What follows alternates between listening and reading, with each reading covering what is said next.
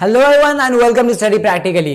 तो यार आज का टॉपिक है 5 stages of the consumer buying process. तो यार आज की वीडियो में हम लोग यही डिस्कस करेंगे। छोटा सा टॉपिक लगता है लेकिन है डिटेल में डिस्कस करना है हम लोग को अच्छे से। अगर आप असाइनमेंट, जीडीज, पीपीटीज, एग्जाम्स किसी भी चीज के लिए पढ़ रहे हो तो यार वीडियो पूरा लास्ट तक देखना, आपके सारे डाउट्स में क्लियर कर दूंगा। ठीक है, तो यार चलो फिर जल्दी से वीडियो को शुरू करते हैं।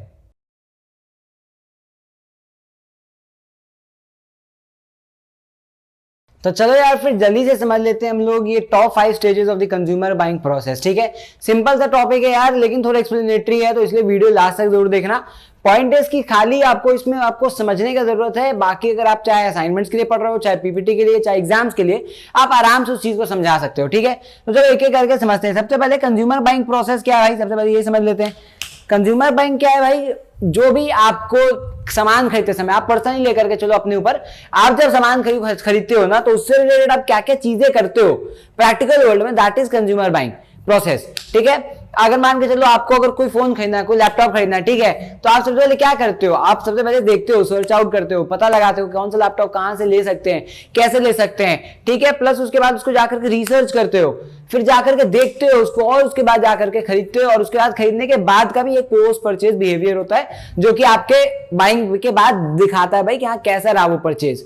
ठीक है, that is the whole process जो कि एक कंज्यूमर जाता है अपने बाइंग प्रोसेस से रिलेटेड में। ठीक है, वो पूरा ये चीजें बातें होती हैं जब भी कोई सामान कोई खरीद रहा होता है तब।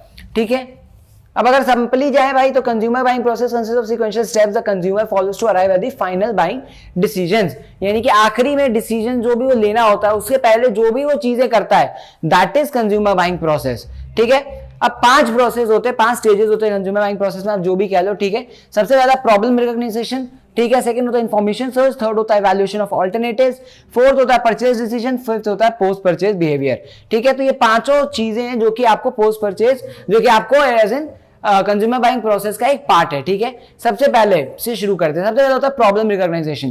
प्रॉब्लम रिकॉग्नाइजेशन यानी कि सबसे पहले तो आपको प्रॉब्लम पता होनी चाहिए भाई कि आपको क्या चाहिए, आपका क्या चीज है जो कि पूरा नहीं हो रहा। ठीक है, आपको क्या खरीदना है, that is fulfilling your unmet needs. यानी कि मान के चलो आपको यार एक्सेल बनाने में, पीपीटी बनाने में दिक्कत हो रही है, तो आप क्या देख रहे हो, मेरे को एक लैपटॉप की जरूरत है, मेरे को एक लैपटॉप खरीदना चाहिए, दैट इज प्रॉब्लम रिकॉग्नाइजेशन। आप सबसे पहले प्रॉब्लम को रिकॉग्नाइज करो कि भाई क्या दिक्कत है आपको क्या चीज खरीदने की जरूरत है। ठीक है, सेकंड आता है इंफॉर्मेशन सर्च। अभी मैंने पूरा थ्योरीज में नहीं पढ़ा है यार, बेसिक थ्योरी, इसका मैं आपको डिस्क्रिप्शन में लिंक दे दूंगा, आप उसको जाकर के पढ़ सकते हो अगर आप इसको असाइनमेंट्स के लिए पढ़ना चाह रहे हो। बाकी बेसिक असाइनमेंट्स में मतलब अपना जीडीज में या पीपीटी में अगर आपको लिखना है, बोलना है, या फिर एग्जाम में यार लिखना है, तो आप आराम से इसको समझो ताकि आप इसको डिटेल में लिख सको अपने से। ठीक है, सेकंड आता है इंफॉर्मेशन सर्च। इंफॉर्मेशन सर्च यानी कि एक बार आपका जब प्रॉब्लम रिकॉग्नाइज हो गया, आपको पता चल गया क्या प्रॉब्लम है, तो आप इंफॉर्मेशन सर्च करते हो, यानी कि उसका सॉल्यूशन सर्च करते हो कि भाई अगर आपको लैपटॉप चाहिए, कौन सा लैपटॉप लेना चाहिए, कैसा लेना चाहिए, आप दोस्तों से पूछते हो, आप इंटरनेट पे सर्च आउट करते हो, आप वीडियोस देखते हो, ये सारी चीजें इंफॉर्मेशन सर्च के अंदर आते हैं। ठीक है, इंफॉर्मेशन सर्च के भी अलग अलग टाइप्स होते हैं। ठीक है, अलग अलग सोर्सेज होते हैं इन्फॉर्मेशन लेने के। सबसे पहला होता है पर्सनल सोर्स। पर्सनल सोर्स जो कि फैमिली, फ्रेंड्स, ये सारी चीजें आती है। दूसरी आती है कॉमर्शियल सोर्स। कॉमर्शियल सोर्स यानी कि एडवर्टाइजिंग करना हुआ, सेल्समैन, डीलर, पैकेज, एग्जीबिशन, कहीं भी गए, वो सारे आपके कॉमर्शियल सोर्सेज जहां पे आपको पता चलता है। थर्ड होता है public sources. Public sources are like mass media, TV, radio, newspaper, ये सारी मास चीजें जो कि आपको पब्लिक सोर्सेज पे अवेलेबल है, that is public source. Fourth आता है आपका एक्सपेरिमेंटल सोर्स। एक्सपेरिमेंटल सोर्स क्या हो गया भाई, they include handling, examining, testing और यूजिंग द प्रोडक्ट। ठीक है, यानी कि एक तरीके से आप समझ के चलो कि यार आप प्रोडक्ट के बारे में ही जब आप देख रहे हो, आप प्रोडक्ट ही यूज करके देख रहे हो, दैट इज क्या कहोगे आप, दैट इज एक्सपेरिमेंटल सोर्सेज। यानी कि आप खुद ही एक्सपेरिमेंट करके देख रहे हो कि भाई ये सामान सही है कि नहीं है। ठीक है, selection of sources depends upon personal characteristics, type of products and capacity and reliability of sources. Each information source performs different functions influencing buying decision. ये सारे चारों अलग अलग जो भी अपने डिसीजन एक तरीके से अलग अलग टाइप्स इंफॉर्मेशन के, वो चारों ही अलग अलग अपना रोल प्ले करते हैं आपके बाइंग डिसीजन में। ठीक है, थर्ड आता है evaluation of alternative. Evaluation of alternative यानी कि ऑल्टरनेटिव्स निकालना कि भाई आप क्या क्या ले सकते हो। अगर आप लैपटॉप लेना चाह रहे हो तो क्या डेल का ले सकते हो, क्या एचपी का ले सकते हो, क्या एप्पल का ले सकते हो। इवैल्यूएशन करते हो आप ऑल्टरनेटिव्स की, क्या क्या चॉइसेस है, क्या क्या सोर्सेज है, या फिर क्या आप लैपटॉप के बदले एक डेस्कटॉप ले सकते हो, वो सारा ऑल्टरनेटिव्स का चॉइसेस निकालना हुआ। ठीक है, Example के informal stage, the consumer has collected information about certain brands. Now he undergoes evaluation of brands. He cannot buy all of them. Normally he selects the best one, the brand that offers maximum satisfaction. Here he evaluates competitive brands to judge which one is the best, the most attractive. यानी कि आप different brands देख रहे हो कि अगर आपको laptop लेना तो आपको किसका लेना चाहिए, HP का, डेल का, मैक का, क्या है, एप्पल का, किसका लेना चाहिए, ठीक है, ये हो जाता है. Following criteria considered while evaluating alternatives. मतलब ऑल्टरनेटिव्स कैसे देखते हो, ये भी यहाँ पे लिखा हुआ है. सबसे पहले benefits offered by the brands, यानी कि क्या क्या बेनिफिट ब्रांड्स ऑफर कर रहे हैं. सेकंड है क्वालिटीज, फीचर्स और एट्रीब्यूट्स एंड परफॉर्मेंस. थर्ड है price change by various brand, यानी कि अलग अलग प्राइसेस एक ही प्रोडक्ट के डिफरेंट ब्रांड्स के द्वारा. फोर्थ है हिस्ट्री ऑफ ब्रांड, यानी कि कौन सा ब्रांड नामी है, कौन सा ब्रांड अच्छा चलते आ रहा है पहले से. फिफ्थ है पॉपुलैरिटी, इमेज और रेपुटेशन ऑफ ब्रांड्स. सिक्स आता है product related services offered by the brand such as after sale service, warranty and free installation. ये भी आपका एक तरीके से सर्च क्राइटेरिया या फिर बार क्राइटेरिया जिसपे आप अपना कंपनी या प्रोडक्ट सेलेक्ट करते हो. सेवेंथ आता है availability of brands and dealer rating. ये भी आपको एक तरीके से आपका सर्च आउट का एक क्राइटेरिया ही है, ठीक है, वैल्यूएशन ऑफ ऑल्टरनेटिव में. आइए फिर एग्जांपल दिया हुआ है अलग अलग चीज के लिए. अगर आप कोई एक स्पीड बाइक के लिए अगर आप इमेज उठा रहे हो तो ये चीज है, ठीक है, सिंपल एग्जांपल है. आप इस चीज को मैंने पूरा डिटेल में नहीं बता रहा हूं, आपको समझा रहा हूं. अगर आपको ये थ्योरी ऐसा चीज रेफर करना है तो आप यही डिस्क्रिप्शन में मैंने लिंक दिया हुआ, आप इसको रेफर कर सकते हो. फोर्थ है परचेज डिसीजन. परचेज डिसीजन यानी कि यहां पर आपका आता है कि भाई आप परचेज कर रहे हो नहीं कर रहे हो. यहां पे आता है आपको कि भाई अगर आपको नीड है, अगर आपकी नीड फुलफिल हो रही है, सही चीज मिल रही है आपको, आप यहां पे डिसीजन बनाते हो आपको परचेज करना है कि नहीं करना है, ठीक है, that is the purchase decision. Lastly आता है आपका पोस्ट परचेज बिहेवियर, यानी कि जब आपने सामान खरीद लिया तो आप क्या करते हो, ठीक है. लेकिन इसके पहले हम लोग पकड़ लेते हैं भाई सब डिसीजन इन परचेज डिसीजन, यानी कि कैसे कैसे आप डिसाइड जो करना होता है वो आप कैसे डिसाइड करते हो.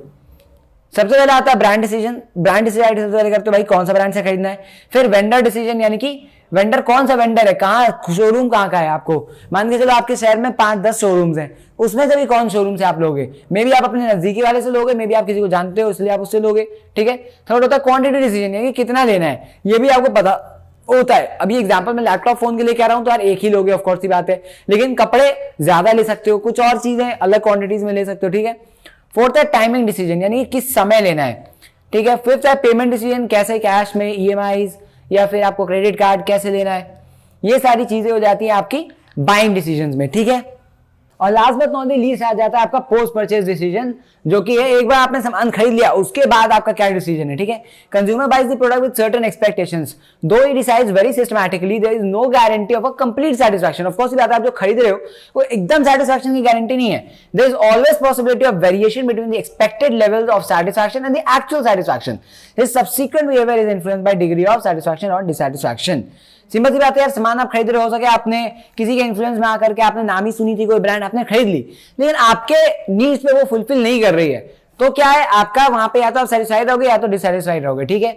अब marketer must monitor the post purchase experience of the buyers that includes post purchase satisfaction, यानी कि बंदा सेटिस्फाइड है कि नहीं, फिर पोस्ट परचेज एक्शन और फिर post purchase use and disposal, ठीक है. एज अ मार्केटर अगर आप कोई कंपनी में हो, ये सारी चीज हम लोग इसलिए पढ़ रहे हैं कि अगर आपका कल को बिजनेस होगा, आप कोई कंपनी में होंगे, आप लीडरशिप मैनेजरियल कोई ऐसे पोजीशन पे होंगे, हेड पोजीशन पे, आपको ये सारी चीजें खुद पता करनी होंगी, रखनी होंगी पता कि भाई बंदा ने जो सामान लिया था वो क्या है, उसका कैसा रिस्पॉन्स रहा, क्या वो खुश है, क्या वो नाखुश है, क्या चीज है, ठीक है. सबसे पहले आपका आता है पोस्ट परचेज सैटिस्फैक्शन. तो actual satisfaction may not be equal to the expected one. He may find some problems or defects in the product while using. It is a matter of interest for marketer to know whether consumer is highly satisfied, somewhat satisfied or dissatisfied. यानी कि as a marketer, as a businessman आपको पता लगाना जरूरी है कि भाई वो बंदा पूरा satisfied है, थोड़ा satisfied है या एकदम ना के बराबर satisfied है, ठीक है. जितना बंदा ज्यादा सेटिस्फाइड रहेगा उतना ज्यादा क्या चांसेस है कि भाई आप वो दूसरों को रिकमेंड करेगा प्रोडक्ट, या फिर अपने प्रॉब्लम्स बता करके वो चीजें अपना एक्सपीरियंस सही करेगा आपसे दोबारा. मे भी कल को ऐसा अगर रिकरिंग सामान परचेज करने का होगा तो आपसे दोबारा आप ही को प्रेफर करेगा वो सामान देने के लिए, ठीक है. पोस्ट परचेज एक्शन, अब एक बार उसने सामान ले लिया उसके बाद वो क्या एक्शन कर रहा है, ठीक है. Obviously level of consumer satisfaction with the product affects his subsequent behaviour और एक्शन, ठीक है. If he is satisfied reasonably, he purchases the product again and talks favorably to family members, friends, relatives and co-workers. जैसे मैंने बताया भाई अगर वो product दोबारा लेने लायक है, दोबारा यूज में आने लायक है, तो वो दोबारा खरीदेगा उसी कंपनी से उसी प्रोडक्ट को और अच्छा कहेगा उसी कंपनी के बारे में, दोस्तों से, रिलेटिव से, सबसे. लेकिन अगर वो नहीं है भाई तो फिर क्या होगा, वो अल्टीमेटली वो बुरा कहने लग जाएगा। ठीक है, ये होता है, ये पोस्ट परचेज एक्शन हो गया। फिर आता है डिससैटिस्फैक्शन। भाई डिससैटिस्फैक्शन आप कैसे रिड्यूस कर सकते हो ये भी बताया हुआ है यहाँ पर। ठीक है, ये सारे पॉइंट्स हैं, आप इस चीजों से डिससैटिस्फैक्शन आप कम कर सकते हो लोगों के। ये सारी चीजें एक्सप्लेनेटरी, आप जैसा जिसको जितने मार्क्स का क्वेश्चन आ रहा है वैसे आप लिखोगे, ज्यादा से ज्यादा मार्क्स आप गेन कर पाओगे, असाइनमेंट्स आप ज्यादा से ज्यादा अच्छा डिटेल में बना सकते हो। ठीक है, फिर आता है आपका post purchase use and disposal. Third है कि भाई बंदे ने जब खरीद लिया तो कैसे उसको यूज करेगा और कैसे फिर उसको डिस्पोज ऑफ कर देगा। मार्केट शुड ऑल्सो, जो मार्केटर है, should also monitor how the consumers use and dispose the product. Such information can be a very good guideline for the marketer. Marketer can learn possible problems and opportunities relating with the product. ठीक है, simple सी बात है, marketer के लिए बहुत सारी चीजें जरूरी है भाई, कुछ भी कह लो। In normal situation the consumer uses disposes the product in the following ways. He may not use the product immediately, store it in the future use, हो सकता है बात के लिए करेगा। साथ दूसरा क्या होता है भाई, प्रोडक्ट फुल्ली इमीडिएट आप परचेज करा दिए, उसको पूरा इमीडिएटली यूज कर दे। तीसरा होता है रीसेल कर दे, उसको बेच दे दोबारा। फिर use the product differently and is meant for, यानी कि किसी और चीज के लिए वो खरीद बना है लेकिन वो किसी और काम के लिए यूज कर रहा है। फिर offer the product to others as a gift, किसी और को गिफ्ट की तरह पे दे दिया, या फिर प्रोडक्ट सीधा बेच दो। ठीक है, एकदम फेंक दो, एकदम भाई काम का नहीं है।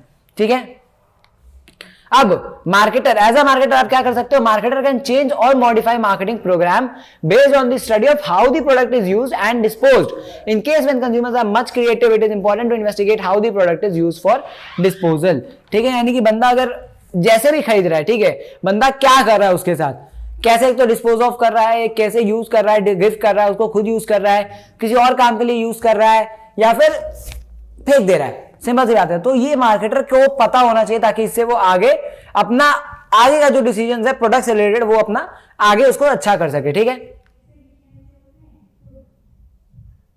तो यार अल्टीमेटली यही है पूरे वीडियो में। ठीक है, आपको मेरे हिसाब से आशा करता हूं कि मैं आपको पूरा समझा पाया हूँ। अगर आपको कोई दिक्कत हो, कोई कंफ्यूजन हो यार अभी भी, तो आप कमेंट करके मुझे बता सकते हो। इंस्टाग्राम, लिंक्डइन, पर्सनल लिंक्स मेरे नीचे, वहां पे भी आकर के डिटेल में आप डिस्कस कर सकते हो, कोई भी क्वेश्चन पूछ सकते हो। तो यार यही था आज की वीडियो में। आशा करता हूँ कि आपको पूरी अच्छी लगी होगी, समझ में आया होगा। कोई दिक्कत हो तो कमेंट करके बताओ यार। मिलते हैं तब तक के लिए और ऐसी इंटरेस्टिंग से नई वीडियो में। तब तक के लिए bye bye, take care and जय हिंद, वंदे मातरम।